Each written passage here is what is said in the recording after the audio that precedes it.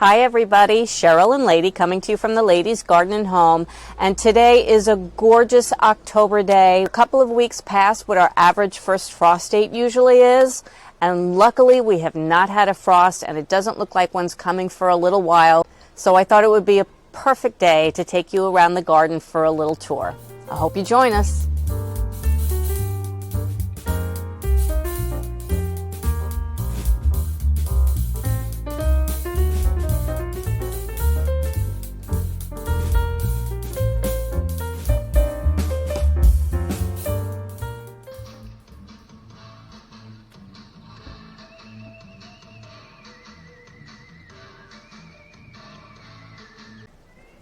Starting up here on the deck, I thought I'd show you Mancini the peperoncini because he's got a ton of blooms on him. And I'm going to be bringing him in any night that's going to be below 40 and then set him back out during the day because it looks like for the next 10 days or so we're going to get weather in the 60s during the day. Ah, bello e caldo. So he's doing well. The herbs some of them have started changing like an autumn color. But as you can see, the cilantro is finally coming up. It's liking this weather. The oregano is doing well still. Look at all the parsley that's coming up. Over here, we've got the lemon balm starting to change a little color. Dill, parsley, and I wanted to show you the spinach that's coming up. This is the giant winter spinach. I think in a previous video I said it germinates under 50 degrees. I was wrong. It's under 65 degrees. So it does like the cool weather. So that sprouted pretty quickly. I only planted this. When did I plant this? 5 days ago. The chives are liking this weather. Thyme is doing well. The rosemary is doing well. Bunching onions are coming up strong. More thyme, and this oregano is starting to turn color. Leeks that aren't quite ready to go in the ground yet. And a lovely assortment of lettuce that I have been eating off of, and been planting a little succession, so we've got some seedlings coming up as well. If you can see through the kitchen window here, I've brought in the ginger inside and the house plants. I did that right when it got around 50 degrees at night. Blueberry plants are starting to change color. They'll be dropping their leaves soon, I guess. Strawberries, I still have some strawberries coming in. You can see the flowers and the strawberries here. This geranium needs a little bit of deadheading, but it's still flowering. And I'm going to try propagating this and overwintering a stem of this inside so I can have a geranium plant that I don't have to buy next year.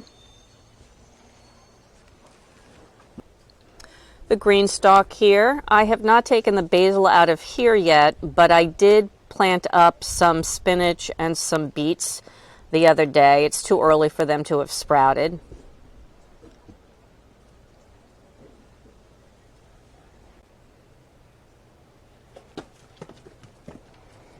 The dahlias are still blooming, although deadheading got away from me a little bit.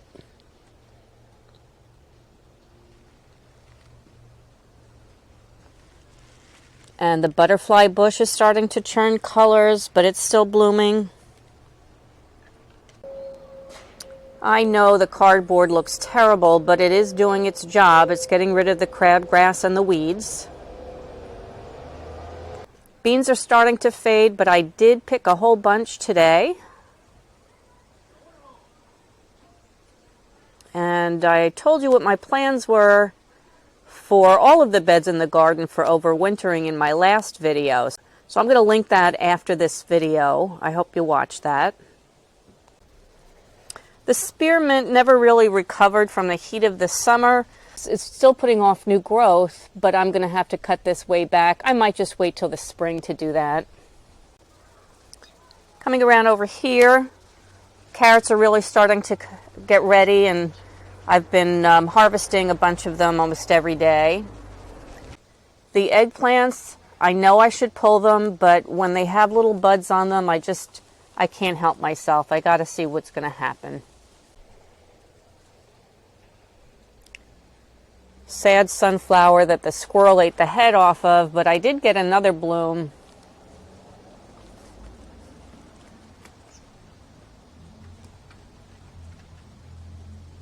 They never opened up though. It's just not the time of year for them anymore. This lavender hedge still looks lovely, but the echinacea is starting to die back.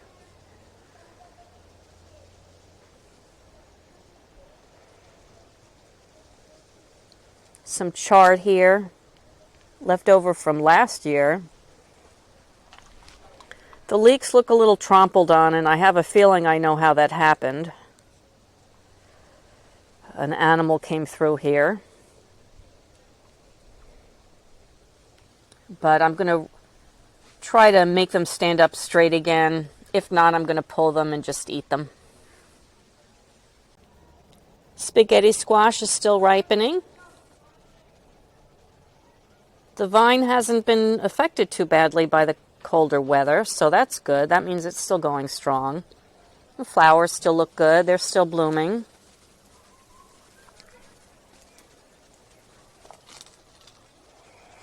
And there is so much going on in this bed. I'm going to try to give a really quick overview, because we've got the summer tomatoes and the onions. We've got Brussels sprouts. We've got broccoli rabe. We have more carrots. We have celery that's grown back very, very nicely, and a lot of them that have volunteered. We have radishes back there that I plugged in to some empty space, some more celery, some more dill. In the middle there, that fern-looking plant is an artichoke. Some more broccoli rabe.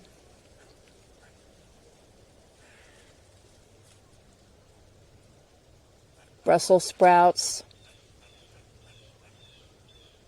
more carrots, and the nasturtium and the marigolds still look good.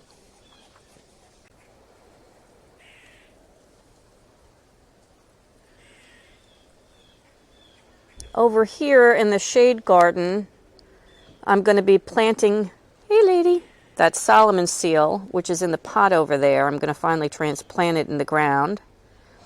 But I wanted to show you, I've just been, as my marigolds have been coming out, I've just been kind of dumping them here as a mulch, figuring if next spring some marigolds want to volunteer in this patch, that'd be fine with me. They sure did volunteer in my wood pile. And I wanted to show you just a fig named Sue. Give a shout out to my friend Suzanne who sent this to me. And hey Suzanne, she's a blonde, just like you. The color in this bed is just stunning. Got the zinnias, the very deep, vibrant red nasturtium, the fall colors of the marigolds. But I also wanted to show you how well the peppers are coming in.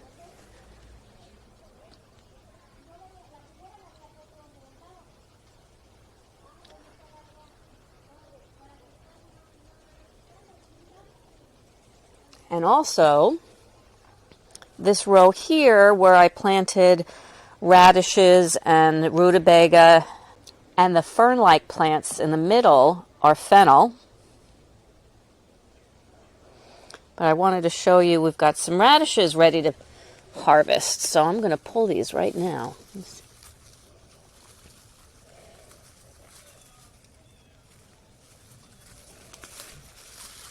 Oh, look at that.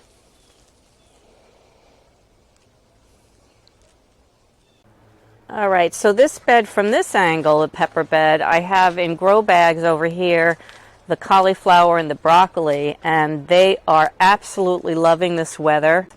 As you can see, I removed the floating row cover from off of it because I had that on to protect them from the cabbage moth damage, and the leaves look pretty good, I have to say.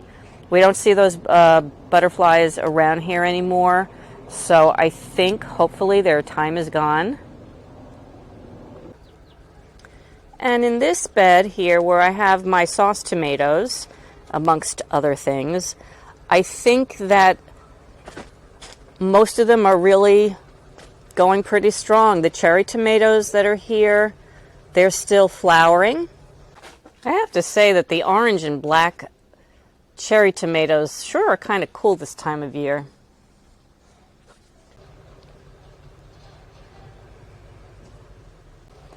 This was my experiment in planting my summer squash a little bit later this year. They've actually probably have not been producing as much as they would have in the complete heat of the summer, but they're still okay. They're still doing nicely. Some more tomatoes over there. Hopefully they'll ripen before any frost. Marigolds, calendula, they're still blooming. The zucchini plant kind of flopped over, and now it's starting to grow up with the tomatoes. Got some carrots back there amongst the weeds.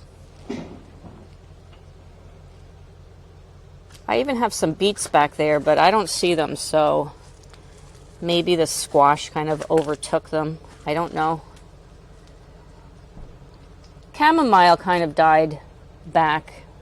I mean, there's still some green in there, but it really didn't do well this year. I just don't think it liked the heat.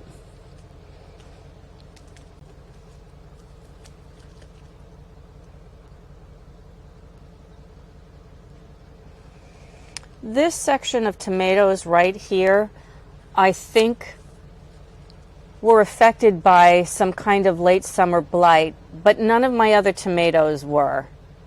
It continued growing, and the new growth looks fine, but I think because we had such a completely dry summer, blight was actually pretty minimal this year. So that was a blessing. Being out in the garden every day, watering, not so much, but if this is the only section that got blight, I was lucky.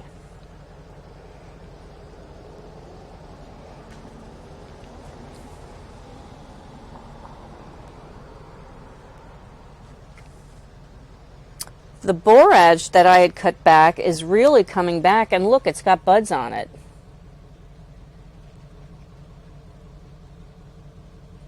And over here, I think this was broccoli rabe.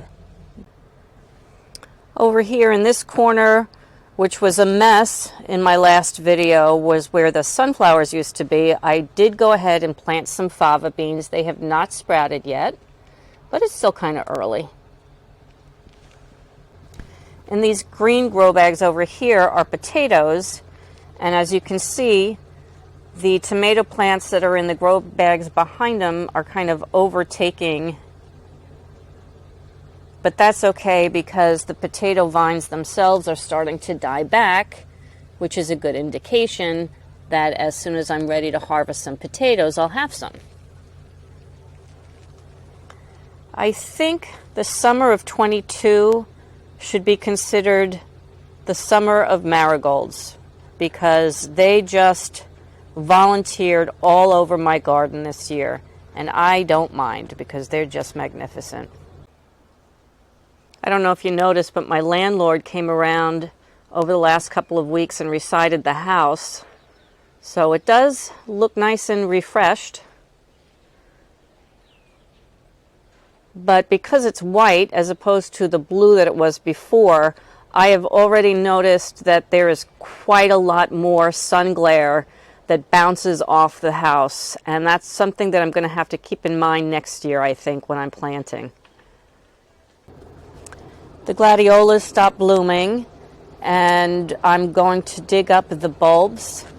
I'm going to let these die back a little bit more, get some more nutrition from the stems back into the bulbs. But I'm going to go ahead and dig them up and put them in a paper bag like I did last year.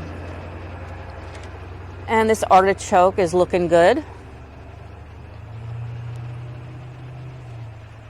So as you can see, it's late October. Everything is still growing. Everything is still fine. The only thing that is not still growing, I would say, is the cucumbers. They completely died off.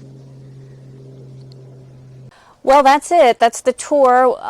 I consider any day past our average frost date this time of year to be a blessing, because things, as you can see, are still growing. And I checked the forecast, and I don't think we're going to have a frost for at least the next 10 days. So that's good. I'm excited. I'm hoping to get even more produce. I hope you enjoyed this video. If you did, please give it a like. We'd like to thank you for joining us today. I hope you enjoyed the tour. And from the Ladies Garden and Home, enjoy your gardening journey. Bye! Oh, and happy Halloween! Say happy Halloween, lady.